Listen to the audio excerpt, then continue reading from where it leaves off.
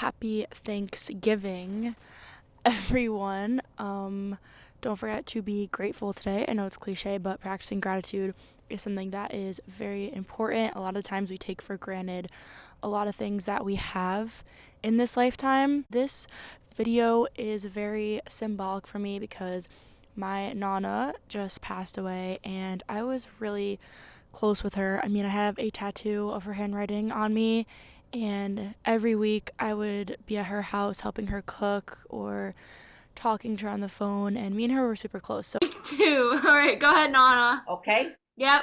No, Nonna, it's not gonna answer. Just finished having dinner. Well, I'm still finished. first of all, I wanted to say symbolicness of this appearance right now. She, for some reason, loved my hair like this. I hated it, but I'm doing it for her.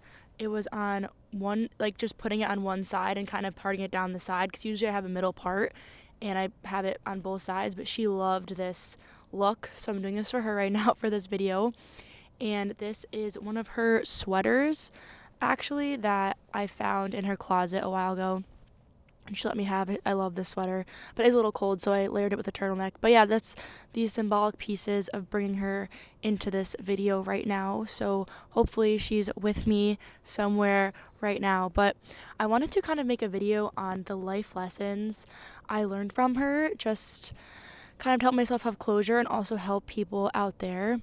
So the first one is such a cliche, but she would say it all the time: life is too short. And I know everyone says that, and I know how cliche it is. I kind of wanted to reflect on this statement because everyone says life is so short, but theoretically it's the longest thing that you'll ever experience. You know what I mean? So it's kind of ironic that is that way. But she expressed this a lot because she would always tell me to go out in the world, go out on adventure, go out and meet new people, not to be afraid, to try new things, try new languages, try new cultures, foods, ethnicities, just because life was too short. I feel like a lot of the times in her life she felt very trapped and kind of how she settled a lot for things. So I think in me she always saw the potential to kind of live through me and for me to go live my dreams. So I wanted to say this to you.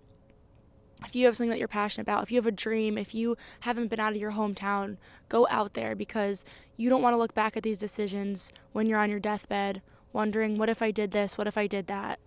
And another thing she pointed out to me was not to settle for anything in your life. You know, if you have a career that you're not passionate about, don't settle just for the money. Do something out of the box, do something extraordinary, take risks, because it will have a long-term beneficial effect rather than a short-term benefit, which a lot of these fast, high-paying jobs are going to give you right away. She also told me not to settle for men specifically. She always told me that you should have someone that is going to take you to places, right?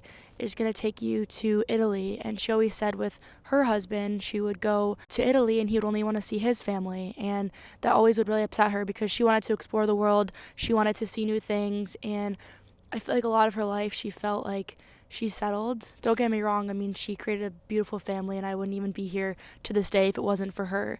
But she always looked at me and said, you know what you're capable of. Don't settle for men, don't settle for women, don't settle for anyone. Don't settle for friendships, don't settle for a career you're not passionate about. Don't settle in general. And this was a lot from her childhood too, of just having a lot of struggles and hardships growing up. I mean, she came to Italy when she was 13 or 14, I think, had to adjust, adapt to a whole new way of life, a whole new culture than what she was used to.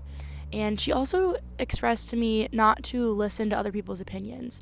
I feel like in my life, especially the stuff I want to do with my life, I let people's opinions really get to me. And a lot of successful people, they only focused on their internal being. They never, truly listened to what other people told them to do. They didn't listen to the haters and the doubters. When people ask me what I'm doing with my life and I'm not going down a typical career path, working a 9 to 5 right away, that's frowned upon in today's society. But she always told me, don't listen to what people are telling you or how people talk about you, It really comes from your mind and your well-being, how you're going to portray yourself in this world and how you're going to live this life. She also reinforced the importance of learning a new language. She was bilingual, so she spoke Italian, and well, she was from Sicily, so I think it was Sicilian, Italian, whatever, and English. So she had to learn from a very young age, like I said, how to adapt, and I feel like I took that into my life when I recently did a semester abroad in Italy. You know, I never wanted to go. I was really comfortable living at home, kind of having my senior year be at home on my campus and with my friends, but I took that risk and I wanted to go see her culture and where she grew up in and her town. And so I was very fortunately to go to Sicily, and I feel like a huge part of her was with me. Even when she was on this planet, she was with me in spirit on that Italy trip. And she taught the importance of learning a new language. When I was younger, she would always, write things to me in Italian.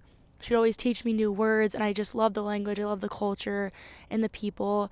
And I always remember this one story of her was that my Nonna, so her husband, was in a convalescent home when he was near the end of his life, about maybe like 10 years ago or 7 years ago. I don't remember, something like that.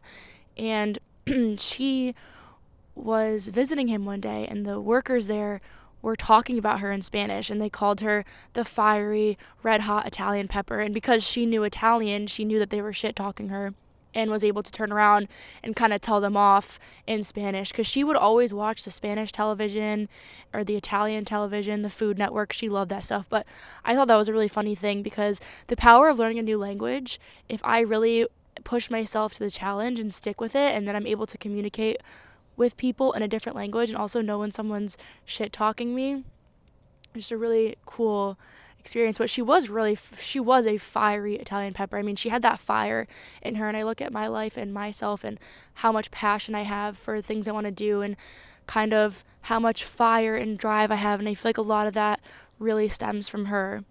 She also taught me, back to like when I said don't settle and stuff like that, to travel the world. Like I said, she always was looking at me saying, I want you to experience this, I want you to experience that, because I never got to go. She always wanted to go to certain parts of Italy but felt trapped and felt like she couldn't. So honestly, I want her to live through me and to kind of embrace a life that she wanted me, not to be scared, to go out there and see all these new places, see all these new people, and experience what she never got to experience on this planet. And I hope that wherever you go after this lifetime, she's out there exploring all these amazing, beautiful places and going there in spirit to all her places in Italy and stuff like that. But travel the world, especially when you're young. People look at my life and see I'm not getting a 9-to-5 job, and it's because I want to save up and travel. What I experienced in Europe was amazing, and I want to go to so many other countries. I want to go to Hawaii, California. Those aren't countries, obviously, but I mean different parts. I really want to go to Thailand and Bali and Asia and just explore this amazing, beautiful world, because growing up in your hometown, you become so closed-minded, but when you have access to all these amazing things out there, you become a lot more open-minded to different ways of seeing life and stuff like that. Another thing she taught me was to love people unconditionally. I mean, the amount of love that she had for her family. She had a big family, 4 kids, 7 grandkids, and I don't even know how many brothers and sisters she had. I think it was 9 or something in total was her family. But yeah, pretty big family, and she always said how much family is really, really important, and just kind of to love people. I mean, she literally loved me and her grandchildren so much. I'm trying not to cry right now in this video. Oh, at least you got some coloring. Oop! Still over there, come on up. You gotta eat so they go up. But moving on. Okay. She also taught me my love for cooking. I am very passionate about cooking, and although she was not vegan, which is I'm vegan now, and she was disapproving of this at first, but kind of just experimenting with new ways of cooking, she would adapt to me. I remember when I first turned vegetarian, she would always make this chicken noodle soup every week, and she started taking the chicken out of the soup and saying, oh, this is vegetarian for you. And I was like, it's not vegetarian because you cooked it with a chicken broth. But she was trying, okay? She was trying. But eventually she learned, and we were able to adapt, and we made this really good chickpea soup. It had like parsley in it and lentils, and I don't know, it was just really good. And now she would always teach me how to make her tomato sauce or her pasta. What's the pasta called? Pasta con l'aglio e l'olio. Oh, what's in it? It's a parsley and garlic and the oil, and then at the end you put some water from the pasta. Oh. And then when you put in the plate, you put some. What did I put? Roast breadcrumbs.